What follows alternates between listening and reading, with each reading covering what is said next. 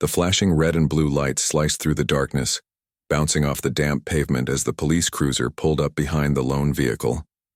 Inside, Jamal Carter tightened his grip on the steering wheel, his heart pounding in his chest.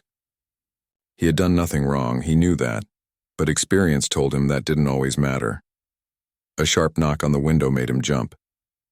Rolling it down with a steady hand, he looked up into the cold, expressionless face of Officer Ryan Matthews.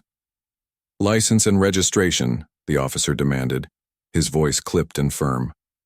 Jamal complied, moving slowly, his fingers trembling slightly as he retrieved his wallet. "May I ask why I'm being stopped, officer?" His voice was calm, measured, but there was an edge of unease beneath it.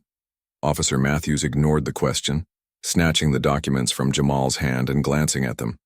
Then, without warning, he jerked the door open. "Step out of the vehicle." Jamal hesitated. "Sir, I said get out," Matthews barked, grabbing Jamal's arm and yanking him out onto the street. The next few seconds unraveled in a blur. Jamal was shoved against the hood of his car, his face pressed against the cool metal. The sharp click of handcuffs tightening around his wrists sent a jolt of panic through his body. "Officer, I don't understand." "You fit the description," Matthews interrupted. Jamal's stomach dropped. It was always the same excuse, a description that was never clear, never accurate, but always seemed to match him. Passers-by slowed, watching the scene unfold. Some pulled out their phones. A woman's voice rang out firm and insistent. "You're making a mistake." But Matthews didn't flinch. He was too sure of himself, too convinced he was in control. What he didn't know, what he couldn't possibly predict, was that this moment would change everything. For Jamal. For himself. And soon he would regret it more than he ever thought possible. Jamal Carter had spent his entire life fighting against a world that too often judged him before they even knew his name. Growing up on the south side of Chicago, he had learned early that life wasn't always fair, but that didn't mean he would stop pushing forward.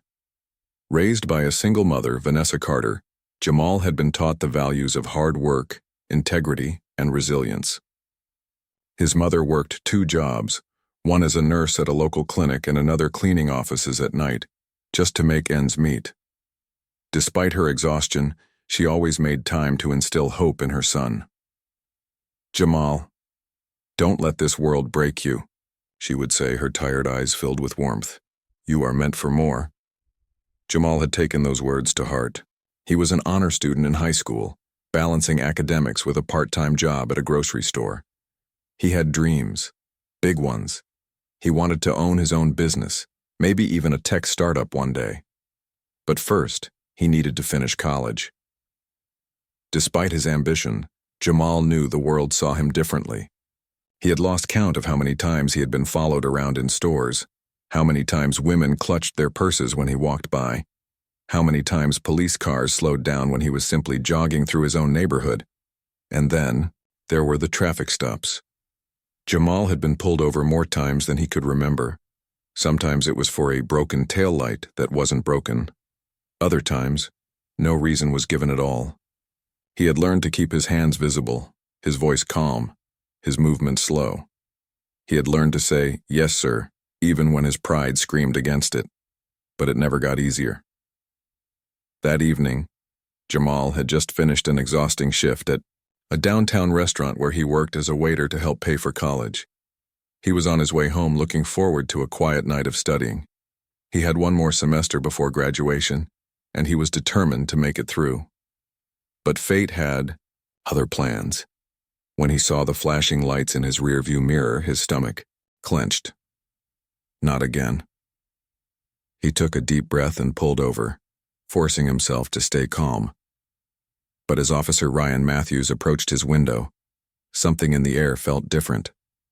This time, the officer wasn't just looking for a reason to issue a ticket. This time, Jamal was about to be thrown into a nightmare he never saw coming, and neither he nor the officer had any idea how much their lives were about to change. The cold steel of the handcuffs bit into Jamal's wrists as Officer Ryan Matthews tightened them. The weight of injustice bore down on him, heavier than the officer's grip. He stood there, heart pounding, as the flashing lights illuminated his face for everyone to see. He wasn't resisting. He wasn't arguing. But none of that mattered. A small crowd had gathered, some murmuring in concern, others recording the incident on their phones. A woman's voice cut through the night air. "Officer, what did he do?" Matthews ignored her, pushing Jamal toward the squad car.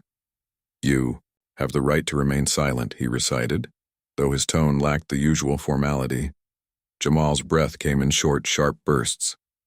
"Officer, please, tell me what I did wrong." Matthews scoffed. "Suspicious behavior. You fit the description of someone we're looking for." Jamal clenched his jaw. The same excuse. Always the same.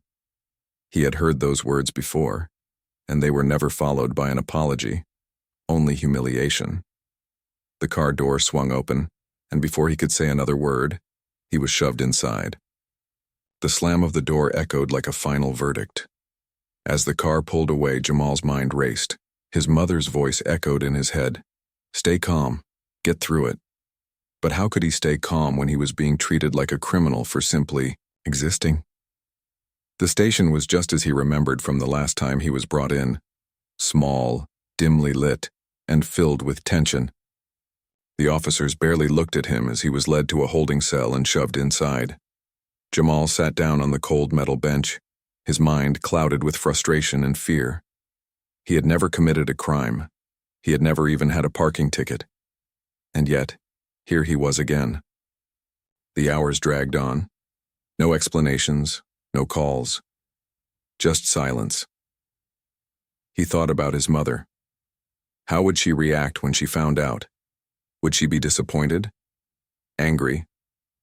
Or just tired? Tired of the same cycle of injustice that had plagued their family for generations? His phone call finally came, and with shaking hands he dialed the number. "Mom," he whispered when she picked up. There was a pause, then a sharp intake of breath. "Where are you?" He swallowed hard. "The station. They pulled me over, said I fit the description." Silence, then a heavy sigh. "I'm coming." Hours passed before Jamal saw his mother's familiar figure standing on the other side of the cell bars, her expression unreadable. Beside her was an older man in a sharp suit, Mr. Thompson, a lawyer and family friend. Officer Matthews appeared, leaning against the desk with a smug expression.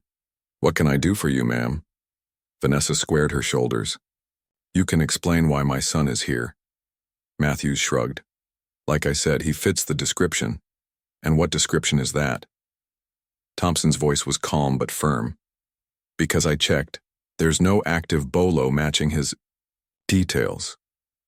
For the first time, a flicker of hesitation crossed Matthews's face.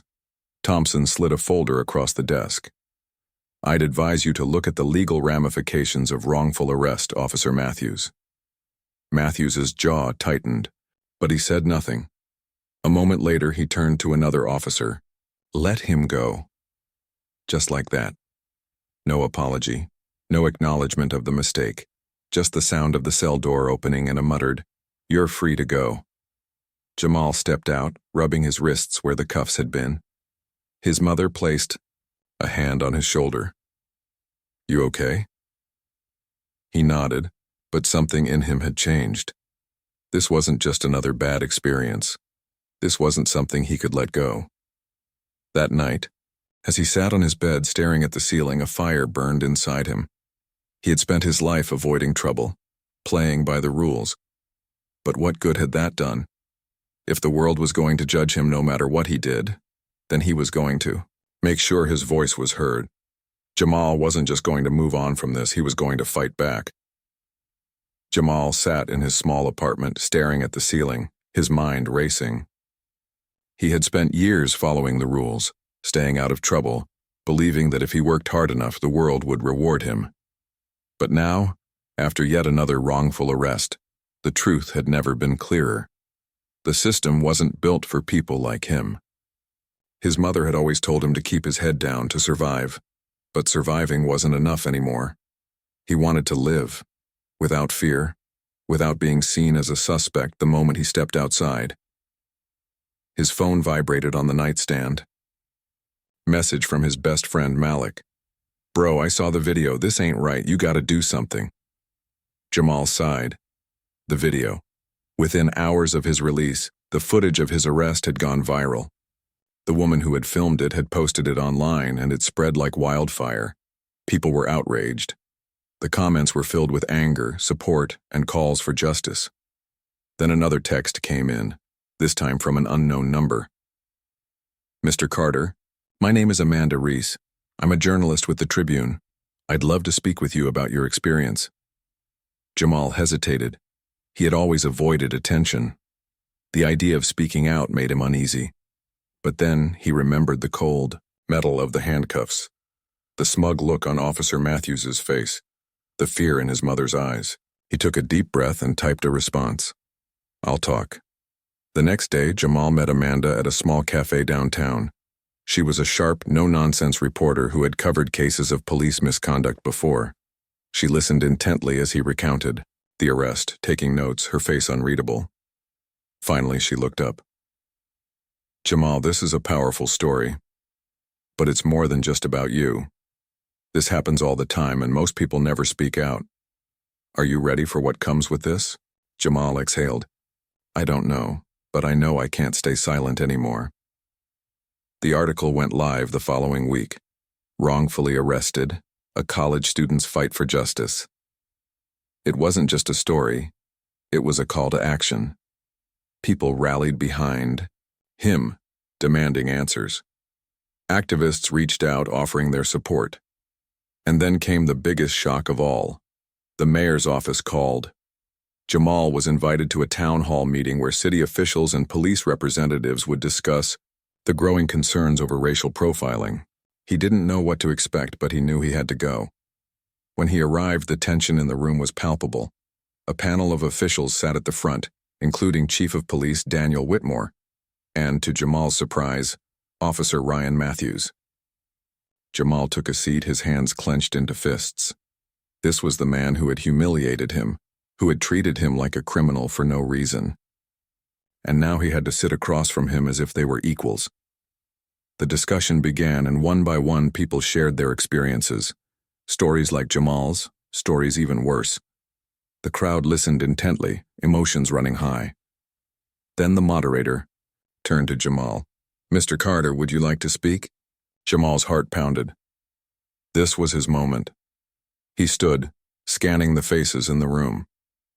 "When I was arrested that night, I realized something," he began, his voice steady but filled with emotion. "It didn't matter that I was a college student. It didn't matter that I worked hard, that I never broke the law. To Officer Matthews, I was guilty the second he saw me. And the worst part? It's not just me. It's happening every day."